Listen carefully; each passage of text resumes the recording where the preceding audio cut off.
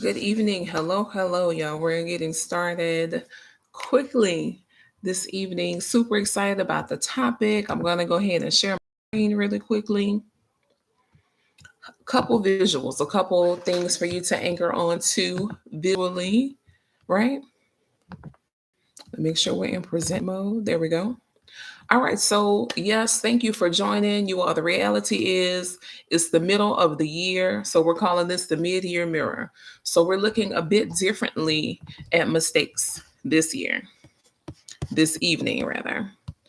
Okay, so the twist is that yes, while we're kind of checking in, we're just making sure we know semester grades are out, mid-semester grades at least, getting very close to semester grades. Reflections and updates may be due, but there's a lot of errors. At this point in the school year, you have a good idea of maybe what kind of errors are going to be made by class period, by student. You're really aggregating, right, and analyzing a lot of data at this point, but making sure that we're not breezing past that part a little too quickly because, yeah, they made a mistake. It's not failures, y'all, though. I want to make sure we recognize it as feedback, that it's actually feedback that we're interacting with. So, super quickly, again, thank you for joining. My name is Anika S. Jones. I'm a math, AI, and social emotional expert. You all that lives together in my world, in my space. You hear that in everything we talk about, whether we're talking to educators, like we're locking in on this week, or families. The overall idea is that we just want to support and reimagine how people experience math and communication. That's it. That's the beginning and the end. Okay. So while we're talking about, again, these mistakes, you all, again, the errors are not failures, they're feedback. So, a question I have for you first is, what is a mistake? A classic, right? This is one we see year after year. But what is a classic mistake that you've seen so far this year? It shows up no matter how many examples you give, it shows up again almost regardless of the year. What is a mistake that you've seen repeatedly? I do have a couple of samples while y'all are maybe thinking about it. Okay, for some, and I put them together, maybe algebra life, right? Writing that 3x plus 5x equals 8 instead of 8x, those combining like terms. Maybe they forgot to line up their decimals when they're adding money. Okay, maybe they're mixing up area and perimeter. They're multiplying perimeter and adding area. It's just a little wonky. We got it flip-flopped. Maybe every time students see fractions now, once they learned about proportion life, they're cross multiplying everything, right? Even when it's not a proportion, when it is not presented as equivalent fractions, they're just freestyling, cross multiplying everything. So again, think about some of the classic mistakes you've seen, right? Maybe students are multiplying instead of adding just because they saw parentheses. Maybe maybe, and this happens a lot when they hit middle school, that when it's time to divide or we're dividing a fraction, right, converting it to a decimal, we're like, okay, well, the big number always goes on the outside. And that is a common mistake. That's a common thing that kind of wrecks shop by the time they hit middle school because it's no longer true by about fifth grade, sixth, seventh, eighth for sure. So we have to be careful, yes, about the word choice, but we're focusing today on, okay, when they do make the mistakes, now what? Making sure we're not breezing past the situation too quickly. Okay. Yeah, I know there's a lot. I know there's a lot more we can do, and we will talk about them as we go through this month for sure. So, the goal again is to really just normalize error analysis. Like, what are the errors they're making? What types? So, what's the type? How frequently, right? And making sure we're just embracing that as formative data while we're preparing for class, while we're making our adjustments, deciding the intensity and scale of your reteach, all of that. Because the reality is, y'all, while we're talking about this, be clear that really the whole system, right, the whole system of education is built around accuracy, how accurate we can be. But the reality is that growth hides in the patterns of inaccuracy. The whole system is based on accuracy, right? Okay, did you get this right? How often did you get it correct? Okay, but growth, right? If someone is learning something new, they're stretching, all of that, it comes in patterns of inaccuracies. That's when the shift happens. That's when the growth happens. That's when we change. From here, when we are studying student errors, the challenge is to really study how they're thinking, to embrace it that way, right? They made this error. So how did we get here? How did they think? What led them to get to this spot? And we're going to look at a couple of examples, right? But this is where reflection beats correction every day. Just say, be okay, no, it should have been this. Nothing was learned, right? If we weren't asking questions to again discover how they were thinking, what led them to attempt to solve the problem that way, then we didn't learn anything. We didn't gain any insight from their perspective and what they understand and don't understand, nor did they learn what should have happened. So definitely pausing to ask more questions to get more insight. So we're going to look at a couple of slides. So earlier when I was asking about the common types of errors, right, that your students might see. So a lot of times, especially at this point in the school year, students are repeating the same types of errors.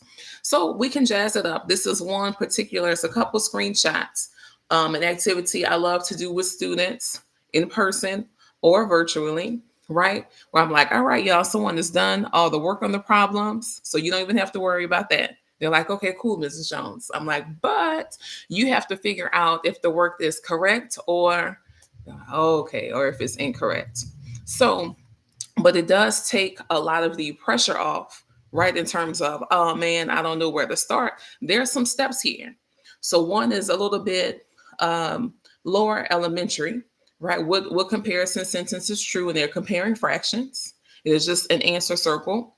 But to the right, you all will see this is more middle school, early high school, and we're getting into the proportionality and ratios, similar figures, congruent figures, that kind of a thing. But work is shown again. So students have to say whether they agree or disagree and why. So again, layers of reflection. And depending on your student, you want to make sure you show them again type of questions that they'll see actually when the skill is being tested. But also knowing your student's area that they need to lock in on. Maybe it's calculations. So maybe you change the numbers a little bit. Some of the calculation pieces aren't correct, right? Slash, maybe we're still working on the conceptual side of the error. So I'm not going to be tricky, right, with the calculation side, but I made an error in the concept, in my understanding. If it's supposed to be perimeter, but I multiplied and solved it like area, that means I'm not understanding this concept from that side, right? My calculations were on point, but I don't understand the concept and how to solve and how to determine. So different ways, different places, different angles to go with that. But students love this. When they first learn about it, then they have many questions like, okay, so how do we solve that part? Can we do that activity again? Miss, especially depending on how long they've been working with me, they learn my handwriting, right? They're like, Miss Jones, that's your numbers. You wrote that. You did this. So just all in fun slash depending on how long you're working with a student on a particular thing, have them do their own and give it to classmates, right? Give it to the group. If it's a group that they're having a similar challenge, everyone is having some conceptual error issues, slash this other group, we're miscalculating, so we need to lock in and solidify the calculations. Have them mess up on purpose.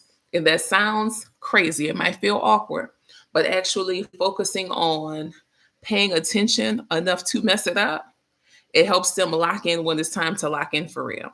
So I tell them it's kind of like I'm teaching you game so you know what to look out for, right? So you know what to be careful about.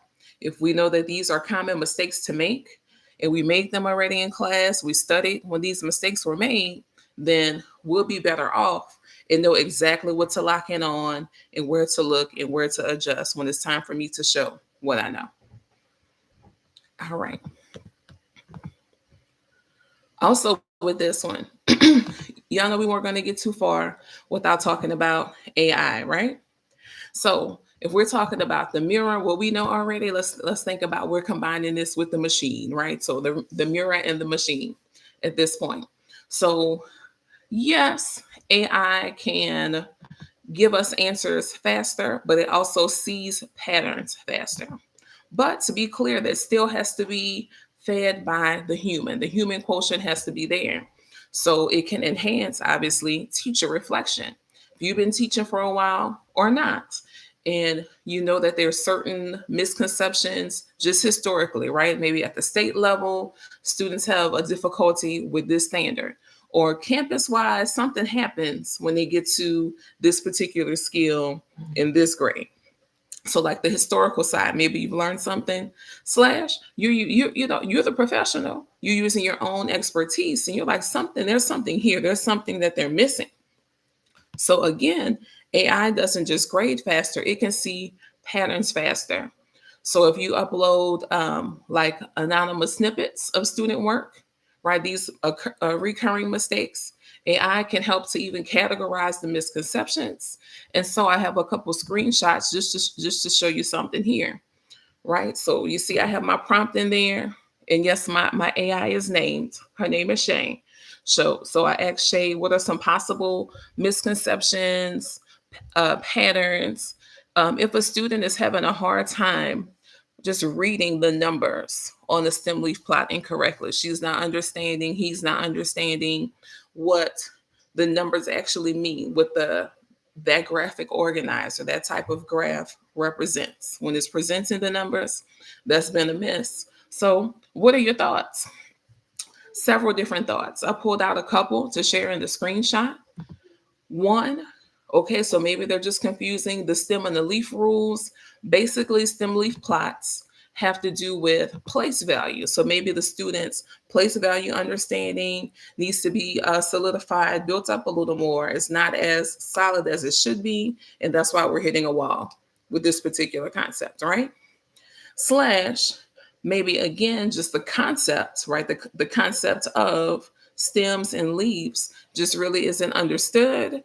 So they're mixing up different patterns inside of the pattern.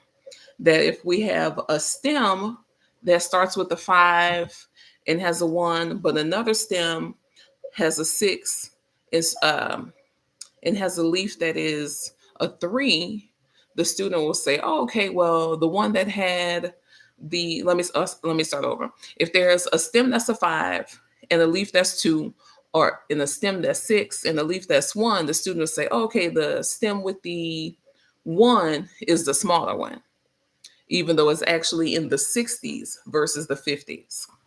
I know that was a very specific example, but I wanted us to be specific for some of these. We're talking about the patterns. So at this point, right, then maybe we would have to even connect to line plots, to other parts of data to lock in. Maybe we can color code. So all of these, if we're like, what are some of the misconceptions? What are some of the problems, right? Then automatically there's some suggestions for questions to ask to really even get students to lock in, right? Then also some instructional cues and adjustments to make. So this is just one quick basic snippet, basic screenshot, little demo of AI helping to really deepen, right, differentiation. But I want to be super clear, and I've talked about it a good bit, right? The AI powered assessment toolkit has full and very thorough prompts organized by our different math categories and math areas. So if this is insightful, you're like, I never thought about using it that way, I wonder what other tweaks and adjustments I can make, you all, it's written at all 3 levels, quote unquote. If you're a beginner to using AI, period.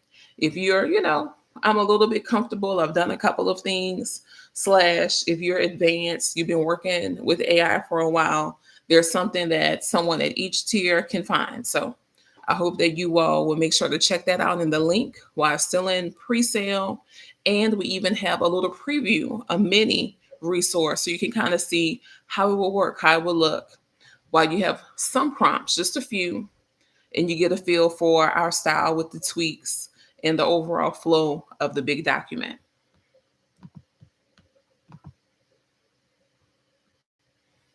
So we talked about, again, this is where reflection is greater than correction, because the red marks really can cause, y'all know we're going to talk about the social emotional side, right? It can cause some shutdown, some overwhelm, and that's not helping growth. But the differentiation piece there is where we're making sure we differentiate, we change our language as we need to, so we can ensure this growth. So instead of just, okay, this is another red mark or this is wrong, we want to make sure that each mark becomes a reflection point where we're replacing correction with curiosity codes, right? Like, how did we get here, right? One question, even for the young people: where did my thinking start to change? Two, what pattern am I repeating? Three, how could I verify differently next time? How could I double check this? What are some other strategies I know? So just making sure, again, that each moment of correction is pretty much reframed, you all, so that, again, it becomes more of a curiosity code, and there's some prompts and stems from there to have young people reflect on their own errors while we're reflecting on the errors. Okay. Yes, AI can generate individualized reflection prompts. Okay. And this is, again, how we shift from like compliance. Oh, it was wrong. All right. Oh, it was inaccurate, to recognizing the patterns in our inaccuracies so we can grow. And that is real cognition. That is true thinking, firing on all cylinders at that point. Then, and I know we're rolling through a lot, but y'all, the gist, we wanted to remind you of a couple of things. One, making sure that you see the patterns. First, look for patterns. Firstly, then once you see them, use them to actually shape the progress. Okay? Because again, those inconsistencies tell a story, and that's the story we want to know. That's the story we really want to read, so we know, again, how to grow the young people from there. You go to the link, the bio link, y'all. There's a few spots for one-to-one strategy calls for the month of November open, so we can really lock into supporting you as you're curious about and want to use AI in your math education and your math class, just how to really, especially we're locking into differentiation this month. That's one aspect, right? And we're locking in on process differentiation this month. So there's so much to do, and there is so much that we're developing. If you're like, Anika, I just really want to have this conversation one-to-one, schedule that call, link in the bio, / your AI powered assessment toolkit is in there. And there is a free question upgrade pack. Because a lot of this, I told you, we have to be curious about these mistakes. So there's a question upgrade pack that instead of this, ask, right? Instead of that, ask this. So make sure that you also sign up to receive that for free too. All right. Because, yeah, we have to make sure that we have reflection on both sides, as the adults and the young people. If everyone's reflecting, everyone is growing. We're growing ourselves as we grow the young people. That's a win-win, right? And win-wins are not givens. We have to work on it. So we're putting in the work so everybody can win. All right, y'all. So if you have any questions, you know how to reach us. And I hope y'all have a good night. Thank you for joining. Bye-bye.